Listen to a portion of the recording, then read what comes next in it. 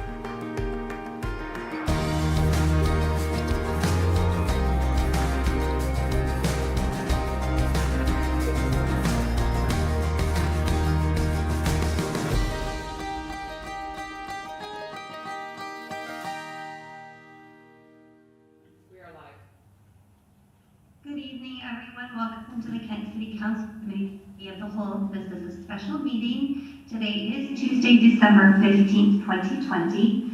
This is a remote meeting due to the COVID-19 health and safety requirements in order by the governor. Welcome to anyone watching us today on Kent TV 21, the City of Kent Facebook page, Kent TV 21 YouTube channel, and then anyone that is dialing in to listen. Welcome. Kim, would you please call the roll? Here. Here. Here. Councilmember Kaur. Here. Councilmember Larmer. Here. Councilmember Michaud. Here. Councilmember Thomas. Here. Thank you. Thank you, Kim. Do we have any changes to the agenda from council or staff? Madam President, we have one change from staff. We'd like to remove item 4J, payment of bills, and reschedule that to a future meeting. All right, so we have a very big agenda, items A through K with the removal of item J. Could I please have a motion to approve the agenda? So move. Second? Aye. All right. Seconds. All those in favor say aye. Aye. We will move through this agenda, and we are going to start with our first presentation. It's a statement of support for Washington residents and families adversely affected by the farm bills in India. And this does require council action. So I would like to welcome Councilmember Kaur to speak on behalf of this. Thank you. Good afternoon, dear colleagues. I bring this resolution to stand in solidarity with farmers peacefully protesting in India and their families here in Washington. If you've been following the news on this, you probably know 250 million farmers and laborers are on the streets of Delhi, India's capital, protesting to get unjust laws repealed. Farmers from Punjab, Haryana, and Uttar Pradesh arrived to the capital by tractor or on foot in Delhi last month, where they blocked roads and set up makeshift camps, and some have been sleeping on the roads or in their tractors. Along their way, the farmers were met with water cannons, tear gas, batons, and by 10 foot by 10 foot trenches on national highways to push them back. The farmers peacefully pressed on with no reports of violence. Today is, I believe, 20th day as the farmers protest in the frigid cold with makeshift shelter in the outskirts of New Delhi. So far, 25 have died. However, they are compassionate that they feed even the security forces deployed to stop them. During the time of global pandemic, our brothers, uncles, mothers, sisters, and children are on the streets, not caring for their health. Individuals protesting do not belong to a certain religion or political ideology. It's a movement of farmers. Like many of our constituents of South Asian background, I have family members participating in these protests as well. So nearly half of India's population, 1.3 billion, are employed in the farm section. 86% of these farmers own 2 or fewer acres of farmland with an annual income of $1,400. They are already in poverty, and every day about 28 people dependent on farming die by suicide. So the bills passed will deregulate the sale of crops in India by dismantling minimum support prices for crops, removing restrictions on purchase of land by corporations, and removing limits on stockpiling commodities. This will push small farmer in even further poverty. These laws are fundamentally flawed as they were created without engaging major stakeholders in conversation. And by passing this resolution, you're helping the movement. And it is encouraging for our South Asian constituents to see their elected officials take a stand for their community. As you have probably seen emails or messages coming through from our constituents asking to show our support and stand in solidarity with the farmers, because we have large population here who still has family back home and their relatives are actually on the streets fighting for their life. Curious, what is the end goal? I mean, no one seemed to be budgeting. I'm assuming you probably get day-to-day or weekly updates. Are there any movement at all? Everybody at a stalemate or what? They are at stalemate at the moment. The farmers' unions and labor unions are requesting that the government repeal the bills they passed. It did not go through a proper channels of approving these bills. So what they're asking for is government repeal the bills, sit down, have a conversation with farmer unions, and figure out where to go from there so they can work on new bills.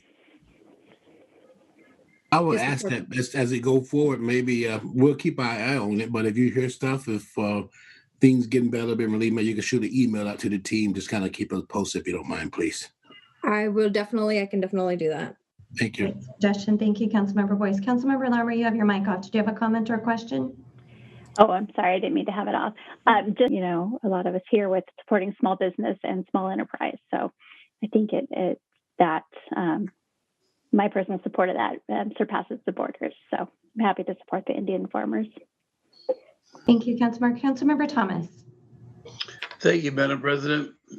Satwinder, I have a tremendous empathy for the farmers there in India, but I'm worried about our policy here as a council in Kent, because within your resolution, and I thought you said something about changing a bill or having the Indian government changing something. I may be wrong there, but it's typically not something that this council has done in the past.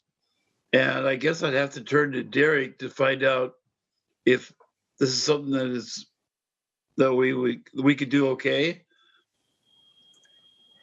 Yeah, legally, there's no reason why the council can't adopt a resolution on any topic.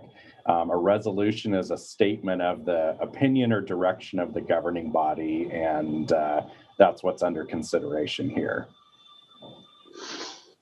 All right, thank you. Councilmember Michaud. Thank you, Councilmember Kaur, for bringing this up and bringing it to our attention. Yes, I support this, of course. Like I told you, I don't see. Okay, it does talk about the bills and the resolution. I'm looking at it right now, but I think this is just more about us supporting our Indian community here in Kent, because I know they have many family members still back in India. So I support it because I want to support our Indian community here. Thank you, Councilmember Michaud. I think you guys all brought up some really good points. And I just want to say thank you to Councilmember Kaur for bringing this to the attention of the council.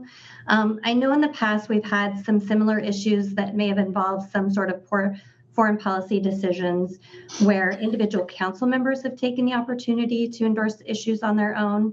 I know Councilmember Thomas, you stressed some concerns about, as a local government, we do need to be careful how we get involved as policymakers. For example, we wouldn't necessarily get involved in policy concerning neighboring cities or other states, and obviously other countries. But with that being said, I do believe that everyone has a right to raise their family, work hard, and provide for their families. We are a very caring community. We have a large Indian community in Kent, and this affects their families. So that's just something we do here. We come together in Kent. We look out for the best interests of everyone in our community. So I want to thank you again for bringing that forward. So any other questions or comments? Madam Chair, just a real quick comment. I think Councilmember Thomas, if you read the ordinance, I think it's pretty clear. It doesn't talk too much about the bill in the ordinance itself. So I think it's pretty well written in a way, probably the best way you could write it without, look like you're intruding into the foreign country. So just something to think about, sir.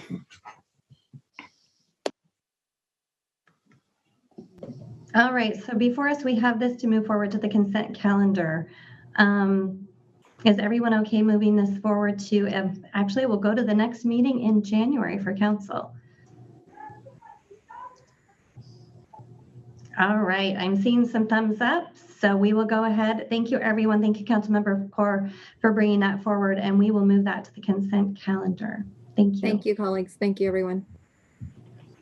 Okay, moving on in the agenda, We are to item number B, which is looking at our consideration of applications for vacant board positions. Derek Matheson, you will be speaking on this. Right. Thank you, Madam President, and good afternoon again, Council. At your last Committee of the Whole meeting back on December 1st, the Council considered a reappointment to the Public Facilities District Board. The Council chose to reappoint the incumbent, but expressed interest in advertising all vacant board and commission positions, even when an incumbent expresses interest in reappointment. And the goal was to make the board and commissions, the process more accessible to the public, and to move more quickly to a goal of those boards and commissions reflecting the Kent community. The Council decided to discuss boards and commissions a bit further at the February 2021 Council retreat. I thought I heard consensus that Council members were agreeable with starting to advertise these positions as they come available. So rather than wait a couple of months to do that, I worked with the city attorney to put together a draft resolution. And the resolution before you says that for those positions where the mayor has the authority to make an appointment to a board or commission position subject to council confirmation, and positions where no council confirmation is required, the council requests the mayor solicit, accept, and consider applications for the position before asking the council to confirm the appointment. The mayor has expressed her support for the council's request and will solicit, accept, and consider applications for board and commissions before requesting confirmation. And then for those boards where the council makes the direct appointments, such as the Public Facilities District and the Lodging Tax Committee, it's very clear that the council can set the direction for staff to advertise those positions. I have heard from one council member who's hoping the resolution could go a little bit farther. And so the council has a number of options available. The council could advance this item as a first step this evening. The council could table it, amend it, give direction to staff to revise it, appoint 1 or 2 or 3 council members to work with staff to change some of the provisions and bring it back to the council. Or you could just go back to the original plan, which is to save this for the February retreat. So with that, I'm happy to answer your questions and help find a process to work through this issue. Thank you, Derek. We've got a few hands raised, and just so everyone knows, in your packet, it also has the list of boards and commissions, what those terms look like, how they're appointed. So hopefully you've had a chance to look through that as well. Councilmember Boyce, you have your hand raised. Yes, Madam Chair, thank you. And I want to say, Derek, good job on outlining this here. I think it's good. I guess my thing would be, I mean, between now and the retreat, I don't think we have any position coming up. And I personally like us to maybe to kind of put a little more time in it and just kind of think through this a little more thoroughly. I mean, it's definitely a good first step, but I'm not sure we need a rush to get this done so quickly. And I need more time to kind of read through it and think about it a little bit more. And I think between now and February, I don't anticipate, and you can confirm this, or any position coming up that will end the reason why we couldn't wait to make sure we kind of do this the right way. So that's just my thought. So I guess, can you confirm, Derek, between now and February, are you aware of any position coming up? I don't know off the top of my head, but there's also nothing stopping the mayor and staff from advertising any positions that become available between now and February in the absence of a council adopted resolution. I guess I would ask my fellow council member just to think about it. We want to do it. Let's think about it, doing it right. I mean, you guys may have all the answer now. I do not, right? So I will hope that maybe we can just take time. We talked about it. I think Councilmember Kaur had talked about, I think maybe bring it at the retreat. I can't remember, but let's do it right. Spend some time on it and get it right. So thank you, Madam Chair. Thank you. Councilmember Michaud, you have your hand raised. Did you have a question? Or is that from last time? Well, it's from last time, but I can talk about this too. No, I agree with Councilmember Boyce. I know there are a few other issues that we wanted to talk about. And if there are any positions coming up before the retreat, then I agree. Then we can just have a larger discussion about it at the retreat. All right, Councilmember Larmer. Thank you. Yes, I agree with Councilmember Boyce. I think that this is a great start, and I do have some concerns. I think that there's some language missing that I'd like to see added. So I'm in favor of taking the time and to visit the specifics of this between now and the retreat. So, all right, Councilmember Kaur.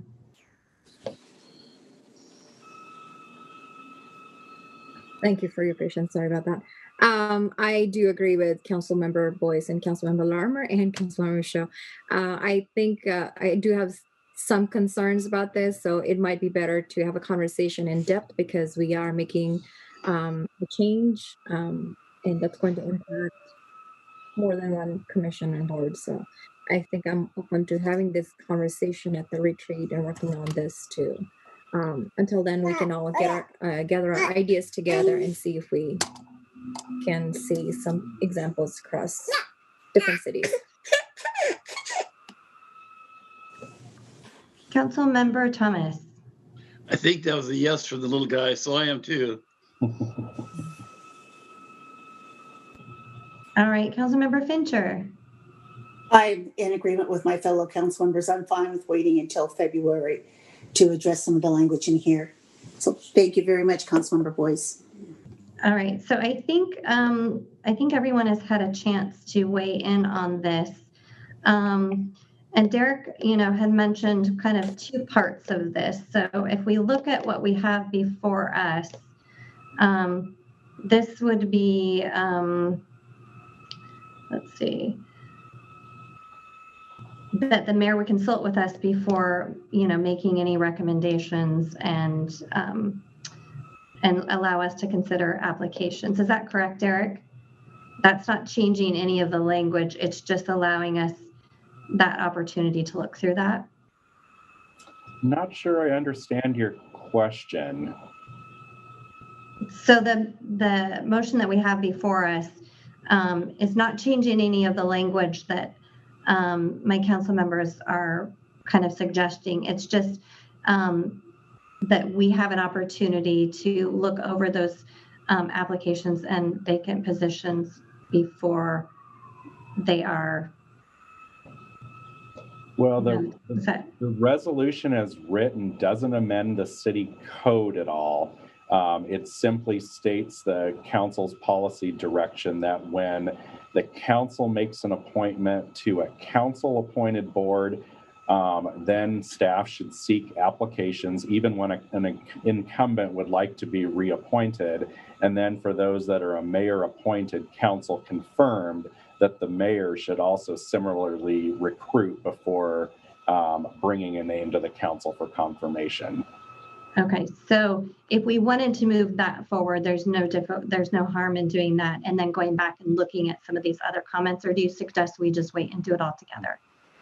If the council is comfortable waiting and looking at it in a holistic way, we have no objection to doing that. Okay, Councilmember Fincher.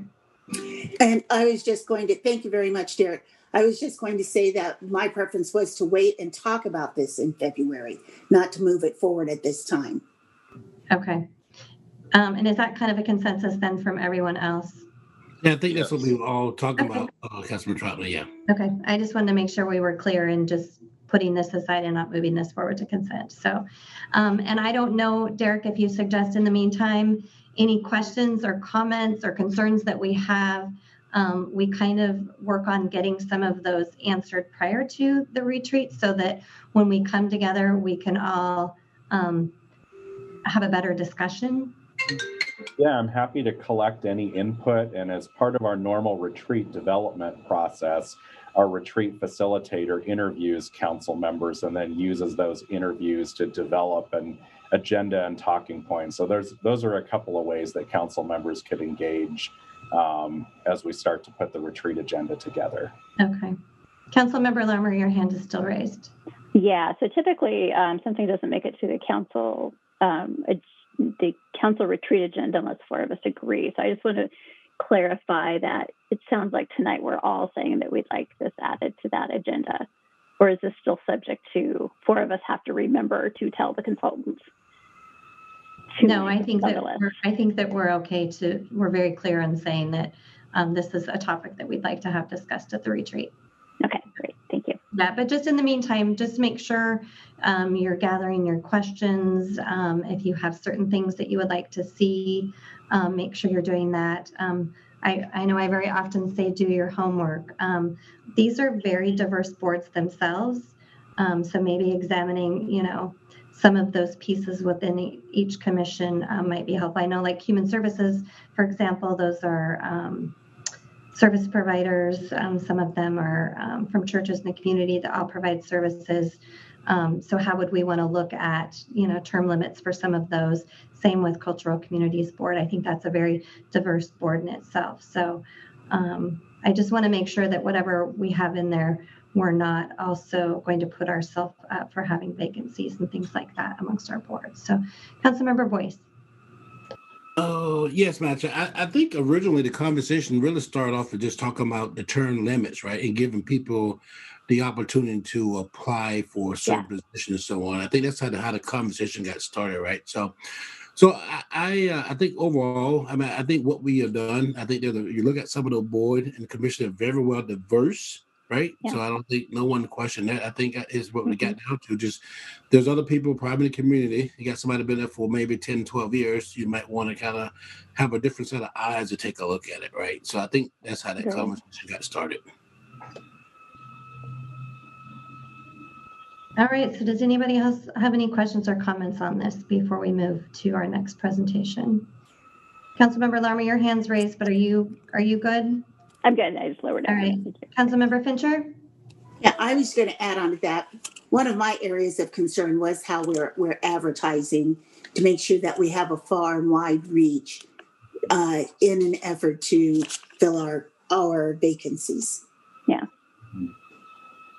All right. And I know, Councilmember Larmer, you have a list of things that you've shared as concerns as well. So we'll have lots of things to talk about. Perfect. Well, thank you very much, everyone. We will move on in the agenda to item number C, and this is on the South 212th Street overlay. This also requires council action. And it looks like it's a grant. Good afternoon. This is Abdulnaser Almaroof, design engineer with the Public Works Department. This item is to accept federal grant funds for the overlay project on South 212th Street. Next slide, please, Kim. The project limits is between Orillia Road and Green River Bridge, as you see on the screen. The project will include full width grant and overlay for the 212th Street. Also will include pavement repair, curb and gutter repairs, traffic loops, pavement markings, and upgrade the curb ramps. The city applied and competed for the funds from Puget Sound Regional Council.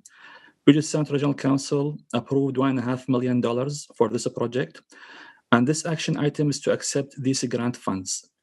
That's actually all what I have in this item. If there are any questions, I'll be happy to answer.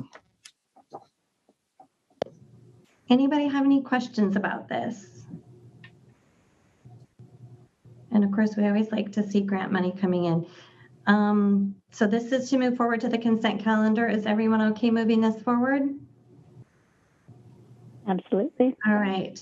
Thumbs up and heads nodding. Wonderful. We will move that forward to the consent calendar. Thank you very much.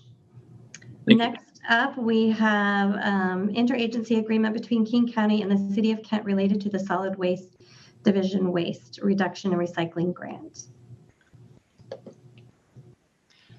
Great. Thank you, Madam President and council members. My name is Tony Donati. I am the Conservation Coordinator here in the Public Works Engineering. I appreciate this opportunity to speak with you all this afternoon about accepting our newest grant, the King County Waste Reduction and Recycling Grant.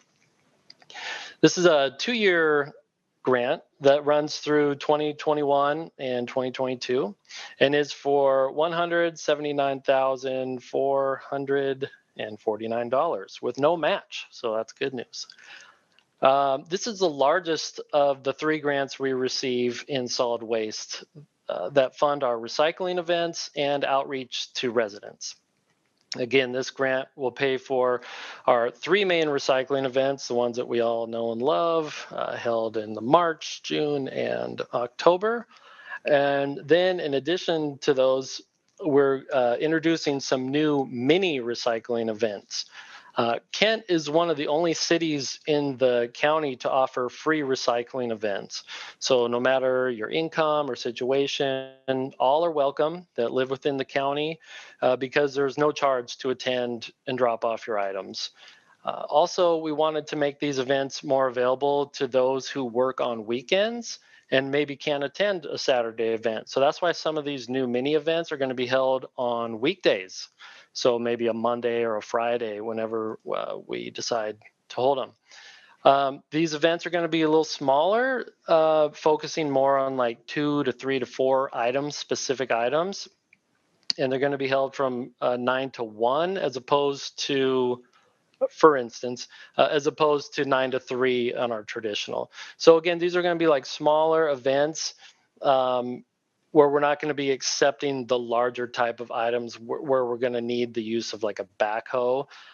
So being smaller, we can hold them in a school or a church, parking lot, perhaps a park, and then we're going to be able to spread them around the city. We want to do that as much as possible. So we want to really like bring them to your neighborhoods. We're going to make sure these events are going to be up on the West Hill, the Panther Lake area, of course, in the Valley and the East Hill. We just want to make sure there's equal access to all residents, to attend these events. And of course, we want to hold these events more frequently. Traditionally, right, we have the 3 main events. So the goal this year, the first time we're doing this, is to try to hold, 5 to 8 events in addition to the traditional larger events. And next slide. The next program that this grant will fund is waste reduction education to multifamily residents, specifically in senior living facilities. We're really trying to hone in on this specific population to reduce the amount of food waste entering the waste stream by working with facilities that have centralized kitchens for their residents. And by reducing the amount of garbage these businesses produce, again, specifically food waste, they'll be able to, the business itself will be able to save money. And then, of course, that's the reduction of the garbage saves space within the landfill. So it ends up being a win for them and a win for the community. But we really are looking forward to working with these businesses and this population in this regard. So we think we can make a real nice impact here. The final program this grant is going to be funding will be educating residents about the new product paint stewardship program that begins next month, on January 1st. Now, this is a statewide program that will finally allow businesses and residents to safely and responsibly recycle latex paint and do it for free. Currently, there are 2 locations up on the East Hill ready to accept paint in the new year, and then 1 on Central Avenue, just a few blocks south of Willis, called Green Sheen. And we're so fortunate to have Green Sheen right here in Kent because this is the main paint recycle location for the entire region. So we're going to have these, every city is going to have these different locations, maybe a paint store or something where people can bring back and bring back their paint to collect. But then those locations are just going to come into Kent to Green Sheen where the recycling of the paint actually happens. So again, we're really fortunate to have them right here. So we're going to be working closely with the state to ensure that there are additional locations throughout each region of Kent for residents and businesses to easily and readily recycle their latex paint. And once more locations are established, that's when we're going to start with the resident education, and we'll be beginning that towards the end of 2021 and into 2022. So with that, I thank you for your time, and I'll entertain any questions. Thank you so much. Councilmember Fincher, your hand is raised. Hi, thank you, Council President. I am really happy to hear about moving these and having the little mini recycle events. I'm very happy to hear that we're moving those around the city and also varying the days to give added availability for people to bring their recycling in. And also the program with the latex paint. I was wondering about the administration of these. Will there be any added burden, or do you think that you'll be able to handle that with the existing staff as far as the reporting back requirements, or is that no different than any of the other grants that you usually get? Maybe if I'm understanding you correctly, this paint program is run by the state, and so what we would be doing essentially is just like really educating residents, like, hey, these are the locations that you can bring them to. It's just more just like, because a lot of people, we can already currently recycle oil-based paint, but there's no really, and we can do that for free. It has a waste location, but latex paint, so many people have latex laying around their house, the paint. Now you can recycle it now currently, but there's a fee for it. January 1st is going to be for free. So we're just kind of like going to just be really helping spread the word, but really it's a state program that we're just going to, help spread the word to our residents. Thank you. And for the recycling events, will they have any directions or be able to get information in foreign languages? Yeah, so the current events, we have our flyer and such that gets mailed out to every resident, and we send that out to about 63,000 folks. We have flyers. With the mini events, we're not going to send out the flyers at this point, but that's just going to be really heavily promoted on like social media and outreach that way. So we can definitely ensure that there are languages as well, many different languages or several. Thank you very much. Yeah, thank you. Councilmember Larmer, you're next. Thank you. Yeah, Tony, just to echo what Councilmember Finch said, very excited about the many events. And I think having an option during the weekday is a great idea. I mean, I know I personally have missed them before just because of soccer games on Saturdays. So right. I think there'll be a great need for that during the week. On the latex paint recycling, I just want to clarify. So this is, because I know that at times, like if you even wanted to put it in the trash, you had to like open it up and let it dry out for days and weeks on a time.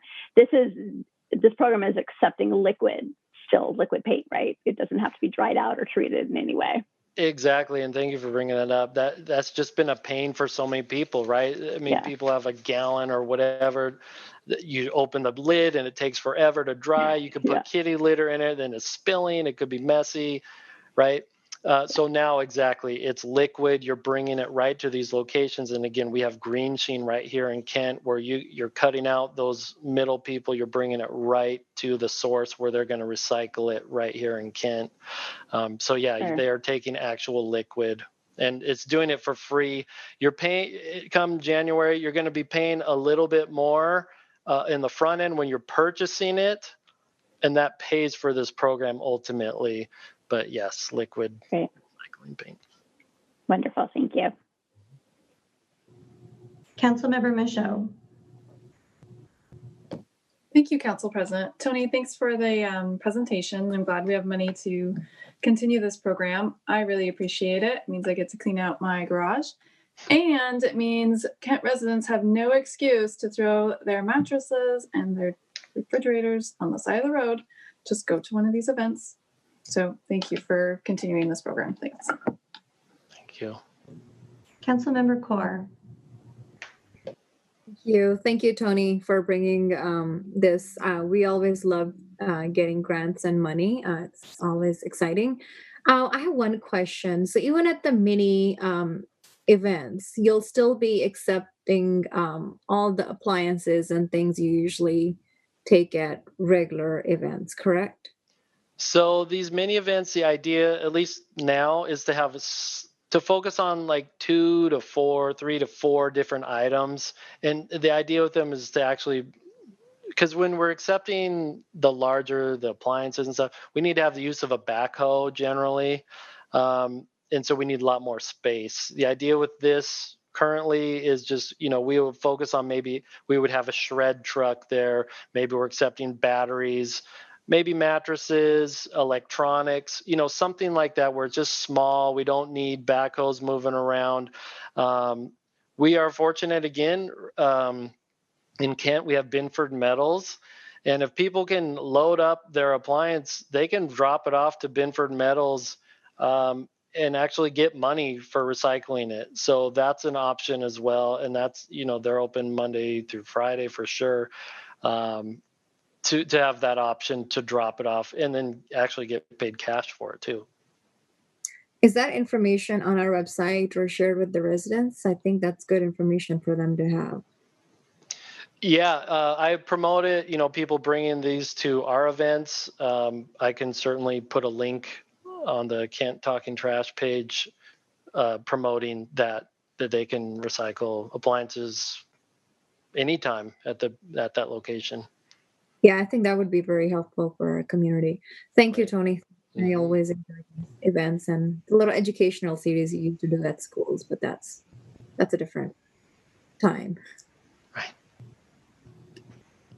All right. Does anybody else have any other questions or comments? It's always good to talk about trash and recycling, and we appreciate the grant money and putting it to good use. So thank you so much. So before us, we have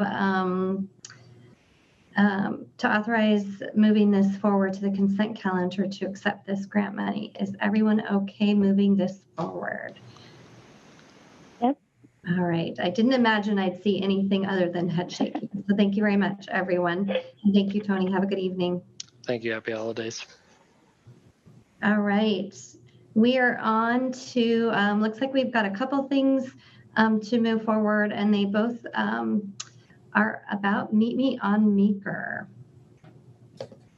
Yes, good afternoon, Council President Troutner and members of council. I'm Mark Madfai, Design Engineering Supervisor of the city. I'll be covering the next two items with this presentation. These items are to accept grant funds for the Meet Me on Meeker sidewalk project from Russell Road to the GRE development.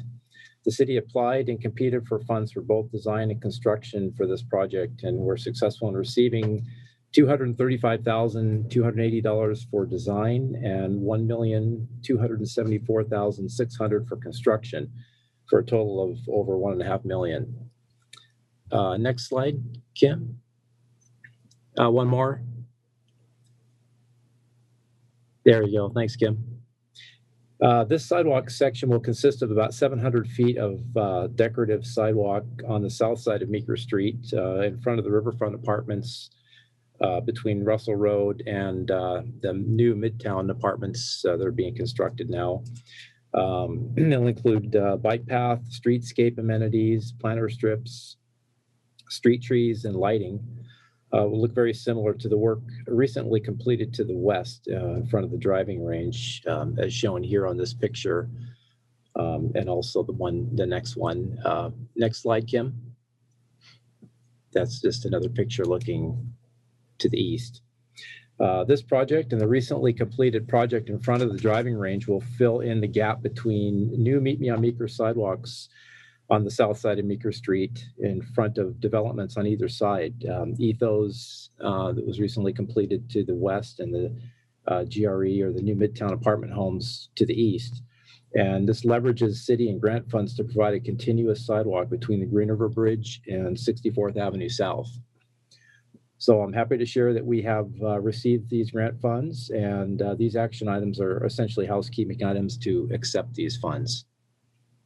So that's all I have. I'm happy to answer any questions. Great news. Anyone have any questions or comments about this? Councilmember Michaud, I see your hand up, but I am wondering if that was from the last presentation. All right, so before us, we have two items to accept grant money for sidewalk project and construction. Everyone okay with moving these forward to the consent calendar? Okay, thumbs up and heads shaking. Great job. Thank you so much. We will move those forward to the consent calendar. So that puts us to item letter G, which is utility relocation agreement between Covington Water District, City of Kent for the Rock Creek Culvert replacement at Summit Landsburg Road project. And that requires action. Thank you. Council President Troutner, Mayor Ralph, members of the committee, good evening. I'm Steve Lincoln. I'm an engineer with Environmental Engineering and Public Works, and I am here to present a pair of utility relocation interlocal agreements with the Sioux Creek Water and Sewer District and the Covington Water District in support of our culvert replacement project at Summit Landsburg Road. Thank you, Kim. As shown on this slide, the project is located northwest of the Clark Springs well site on a detached portion of the city of Kent, just outside of Maple Valley. The Clark Spring well is a major water supply for the city and can provide up to 2/3 of our drinking water supply on peak demand days. In 2010, the city entered into an agreement with the National Marine Fisheries Service and the U.S. Fish and Wildlife Service to pursue a series of habitat conservation projects related to the Clark Springs watershed. In exchange for performing these projects, the federal agencies agreed to support the city's future efforts to maintain and expand our water rights at Clark Springs. One of these projects is the replacement of the Rock Creek Culvert at Summit Landsburg Road with a bridge structure, which we anticipate going into construction sometime next year. Next slide, please. Thank you, Kim. As shown on the photo on the right, the existing Rock Creek culvert is comprised of 3 corrugated metal culverts that have been embedded in the road fill.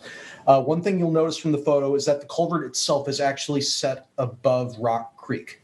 And now this creates a problem for fish passage in that it basically renders the culvert not passable to salmon, effectively cutting the upper reaches of Rock Creek off from being salmon habitat. And to resolve that, we're going to be replacing this culvert with a bridge structure that has been designed by a consultant hired by the city. Next slide. Thank you, Kim. One of the activities that we will need to perform with the replacement of this culvert will be the relocation of various utilities in the vicinity of the culvert. 2 of these utilities are a pressure sewer owned and operated by Sioux Creek Water and Sewer, which is shown as the green dashed line in the left lane of this eye-level view of the culvert replacement, where our bridge deck is shown outlined in white, and this is from the point of view of a motorist traveling eastward along Summit Landsburg Road. The other utility that we will need to relocate is a water main operated by Covington Water District, which is the blue dashed line shown on the right lane in this photo. Thank you. When the new bridge is complete, this sewer line and water line will be hung underneath the bridge deck between the girders that will be installed as part of the project. Following discussions that we have had with both the Sioux Creek Water and Sewer District and the Covington Water District, both utilities determined that the most efficient way of accomplishing this work would be to have the contractor that the city will hire to perform this work do the water and sewer relocation work and then compensate the city for the costs incurred during construction. What these 2 agreements that we are presenting to you this evening will accomplish is that they will allow the city to be reimbursed for the actual costs that we will incur during construction relocating Sioux Creek's and Covington Water District's facilities, and thus making those particular elements of the project a no-cost proposition to the city. Next slide, please. Thank you. Again. Thank you for the consideration of these agreements and your continued support for our projects. And seeing as that this might be the last time I speak with any of you before the holidays, happy holidays and happy New Year. Thank you so much, Stephen. Anybody have any questions about this project? All right, looks like it's something we really need to move forward with. Is everyone okay moving this agreement forward? Okay. Wonderful. Thank you so much, Stephen. No problem. We will move that forward to the consent calendar.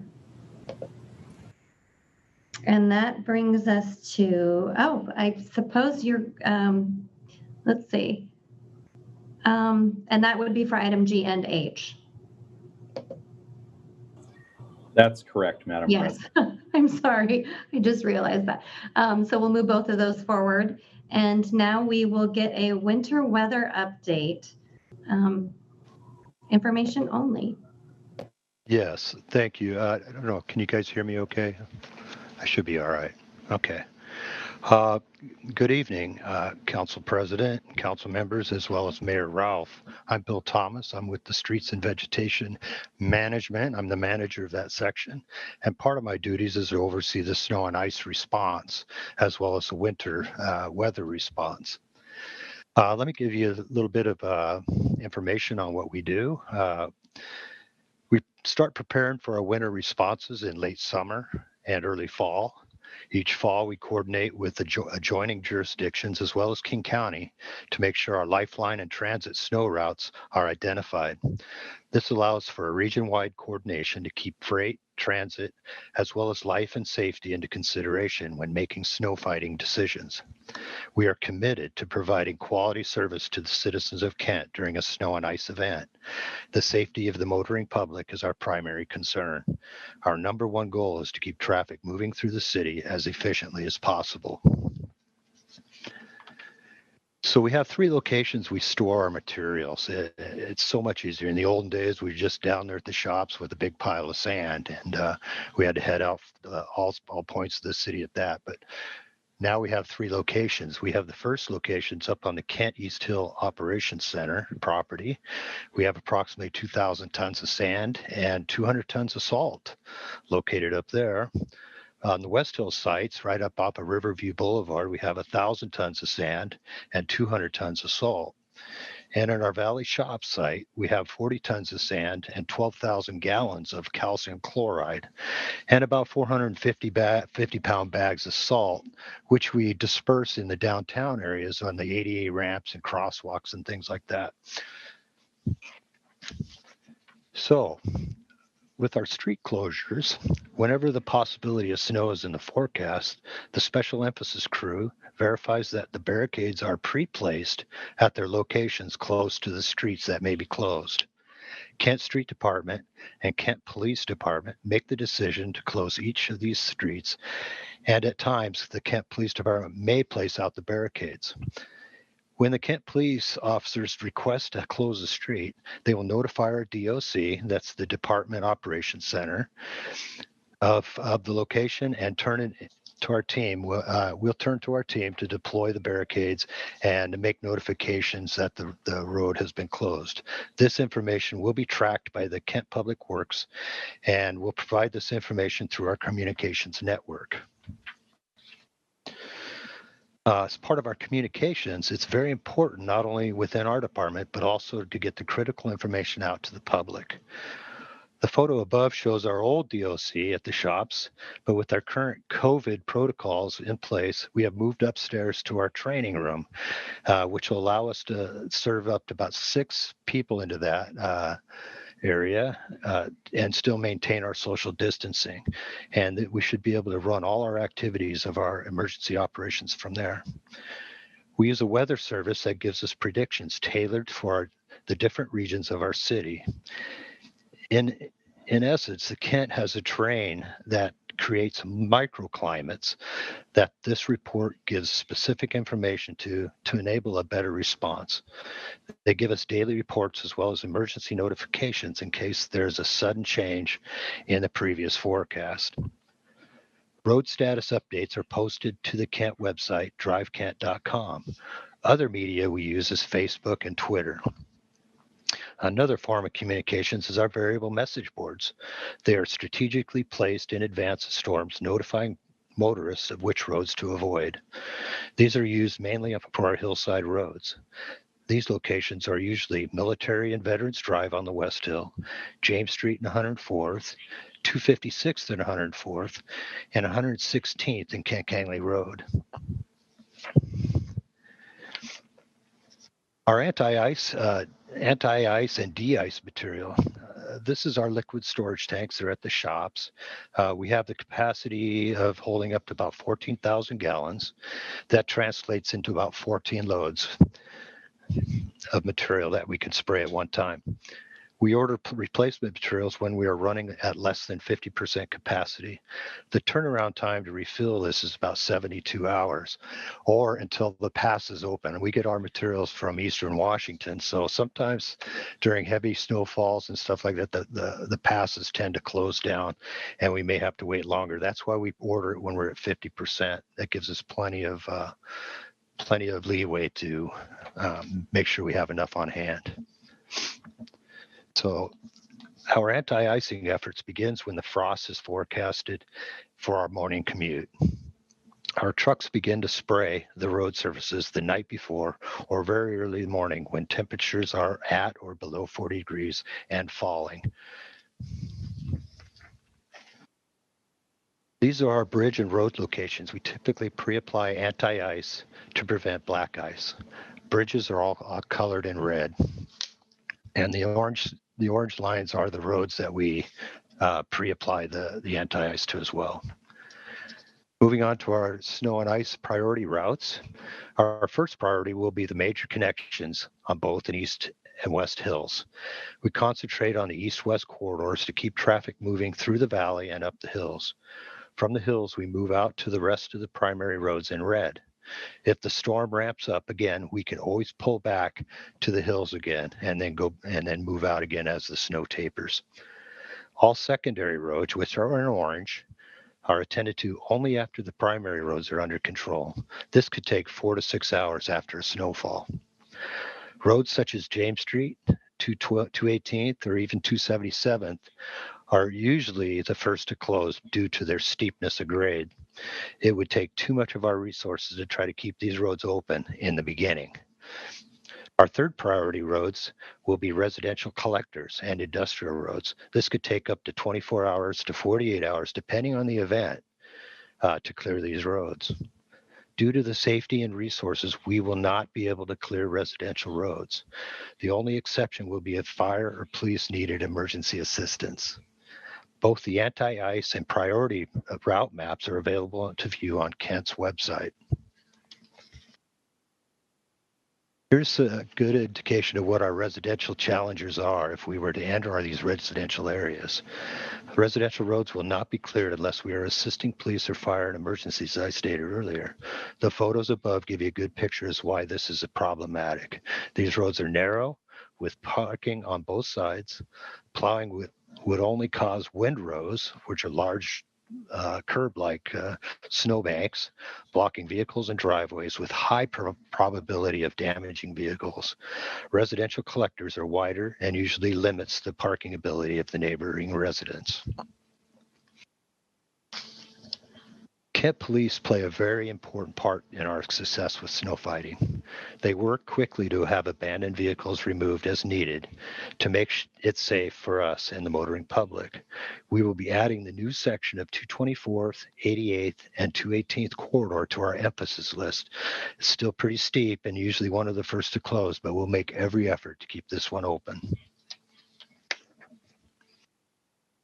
As you can see in this slide, as part of our record keeping, we have the ability to use our AVL system to keep track of our trucks on a real-time basis. We are able to retain these reports for future needs. This is a GPS log for one truck for a 12-hour period. This next slide shows you with all 10 trucks for a 24-hour period. So you can see it gets kind of convoluted here, but note all the arterials and most of the major collectors have been addressed during this time frame. That's the first 24 hours. We have a new AVL system coming in a few weeks and may have better graphics to display.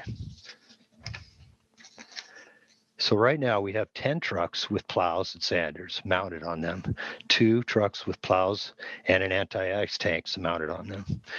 We have 4 trucks dedicated to the East Hill, 2 trucks on the West Hill, and two trucks in the valley.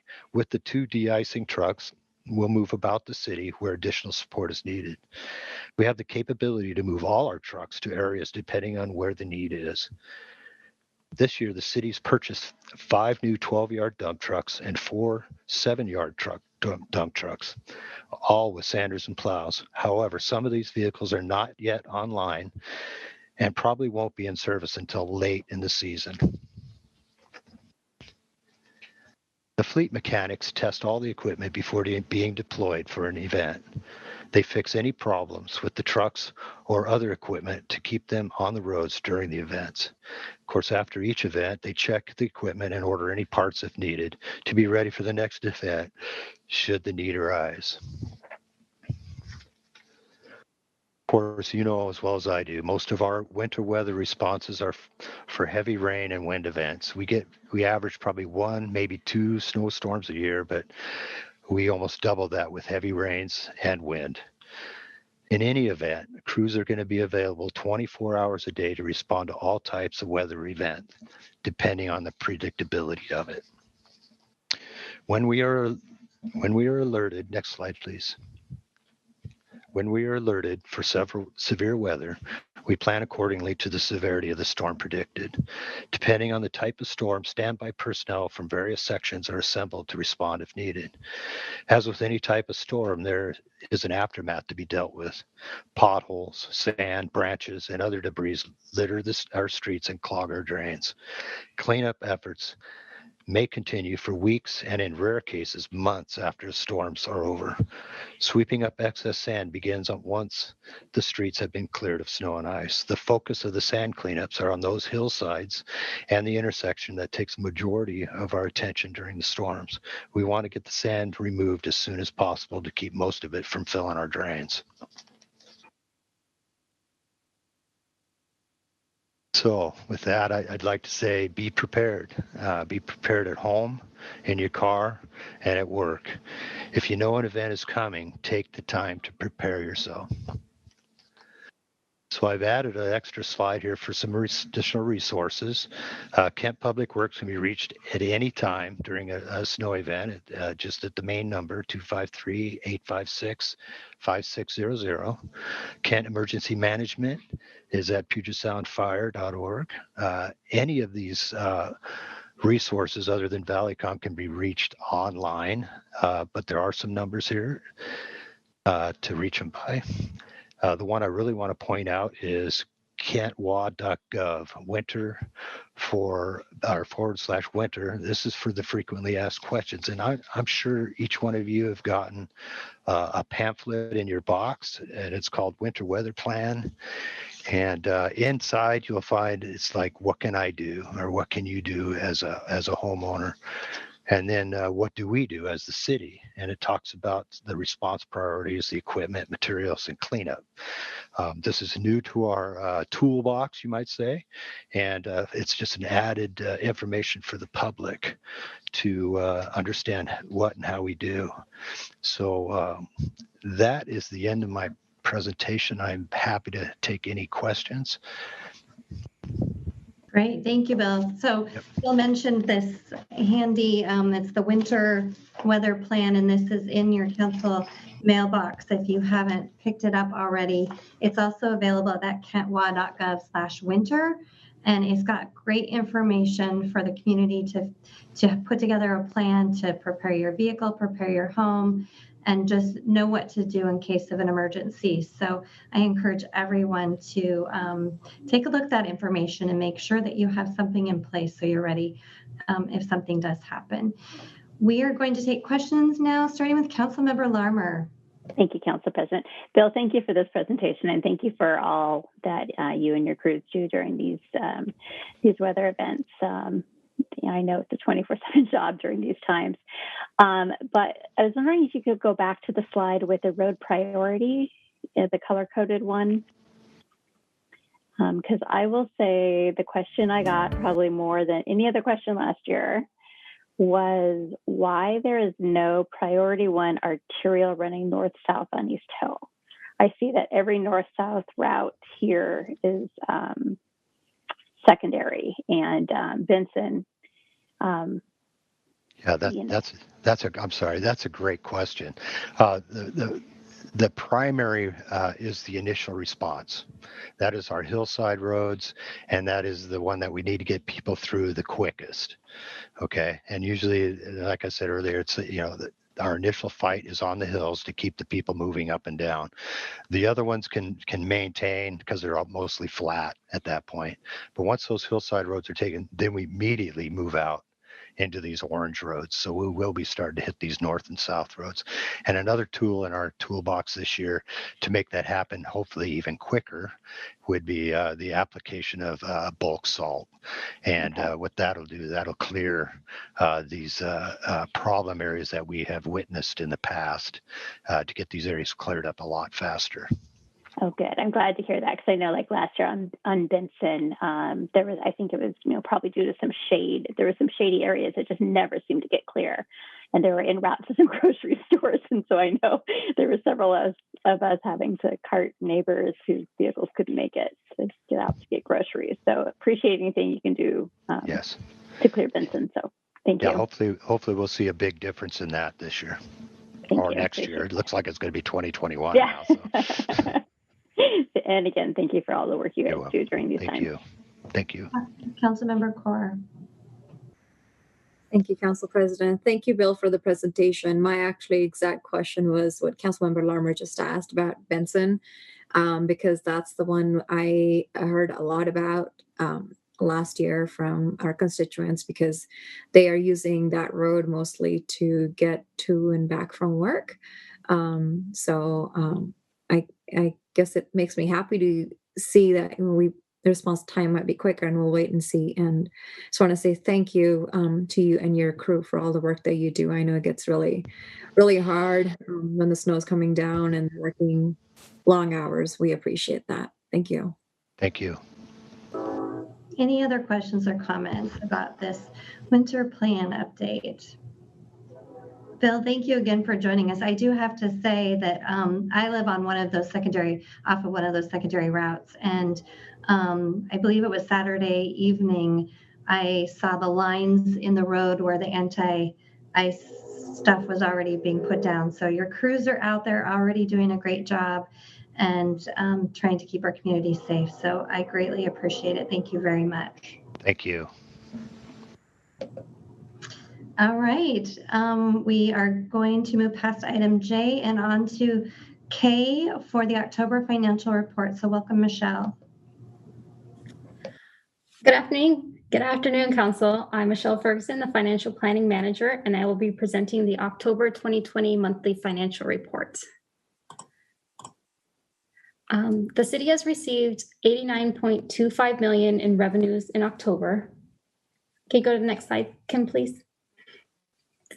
The taxes make up about 83% of the revenues through October this year, as compared to last year, where taxes only made up about 77.5% of the revenues at this point in the year.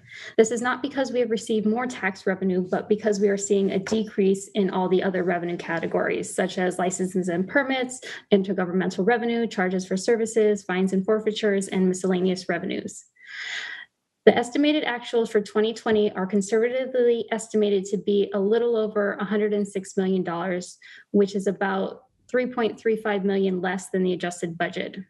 The estimated actuals haven't varied much from the September report, with the exception of sales tax. There are 4 different types of sales tax that are included in the sales and use category that I have highlighted in that bluish color. So the obvious major one is the sales and use tax, but it also is annexation tax, natural gas tax, and criminal justice sales tax. As of July, we are no longer receiving the annexation sales tax and are no longer allocating criminal justice sales tax to the general fund. It is all now going to the criminal justice fund. Since July, the sales and use tax revenue has been coming in higher than at the same time in 2019, to a total of about $235,000. Since sales tax are destination-based, we can largely attribute the increase to strong internet sales. Next slide. please. So you can see on the bottom of this chart that the sales tax revenues are coming in right between where the 2020 budgeted amount is and where the 2019 actual amount is.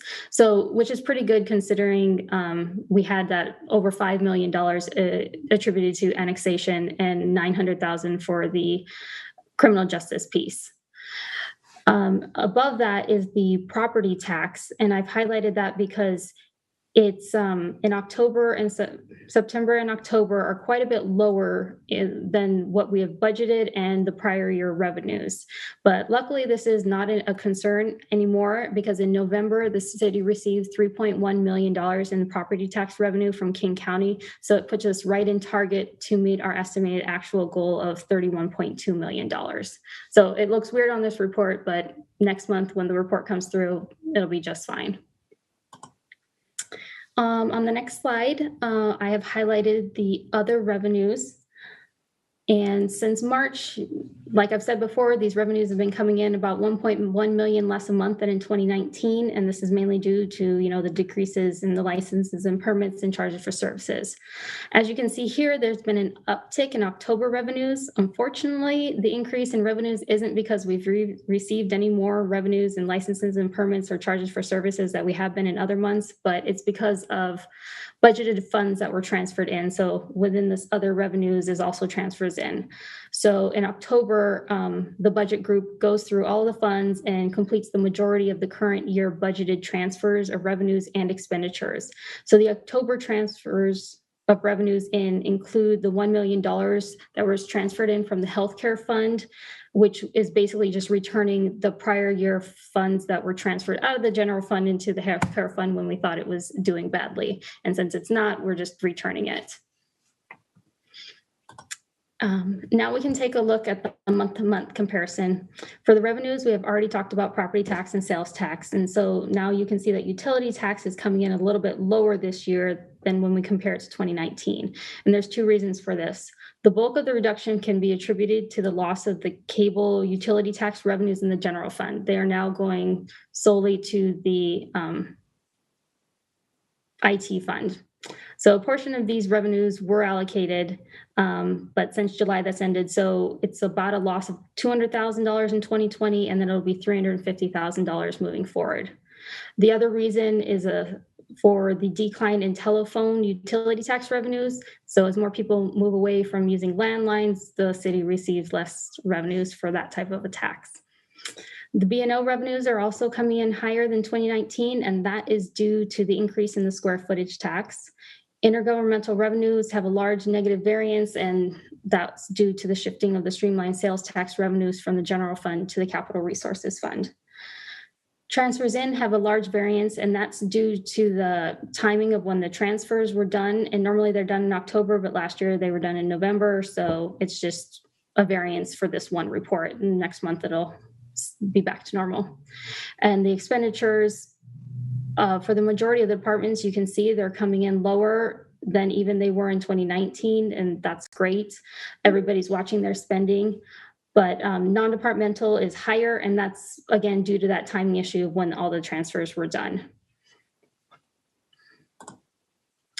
So highlighted on this slide is the Capital Resources Fund. The 2020 revenues are higher due to the shifting of the streamlined sales tax from the general fund to the Capital Resources Fund. And the expenditures are higher due to the budgeted strategic use of the fund balance for the projects. And now that those transfers are done, you can see how much more that really... Because in the last report, you could see that they were pretty even, but now that those transfers are done, it's about a $7 million difference. The Criminal Justice Fund is also highlighted, and the increase in revenues and expenditures can be mostly attributed to the Red Light Camera Fund and the additional revenues received and the corresponding expenses for the operation of the cameras, as well as the body-worn cameras. Through October, these cameras have brought in a little bit over $2 million. And this slide has the water and drainage funds highlighted, and they're both for the same reason. It looks like they are spending a lot less in 2020, but in reality, their operating expenditures are coming in right on track. These two funds had built up a fund balance and strategically used them in 2019 for transfers out to projects. And our last slide here, I've highlighted IT. Their revenues have decreased from last year at this time, and that's mostly due to the loss of revenues from the RFA, and which were about $140,000 difference, and a decrease in tech fees that they received this year, which is about $50,000 so far. Their expenditures are higher, mainly due to the reallocation of prior year project funds. So when funds are moved around between projects, the funds are moved back to their original source and then transferred to a different project, which artificially inflates the expenditure budget when the funds come from prior years. Any questions? Thanks, Michelle. Any questions for Michelle about any of these slides? All right, I'm not seeing any hands raised. Thank you so much, Michelle. Thank you. All right, that brings us to the end of our agenda this evening. Hard to believe this is the last time we will meet until next year. So I just want to say, have a safe and happy holiday, everyone. Take care of yourselves and your families, and look forward to seeing everyone here next year. Merry Christmas. Our meeting is adjourned. Thanks, everybody. Ho, ho, ho.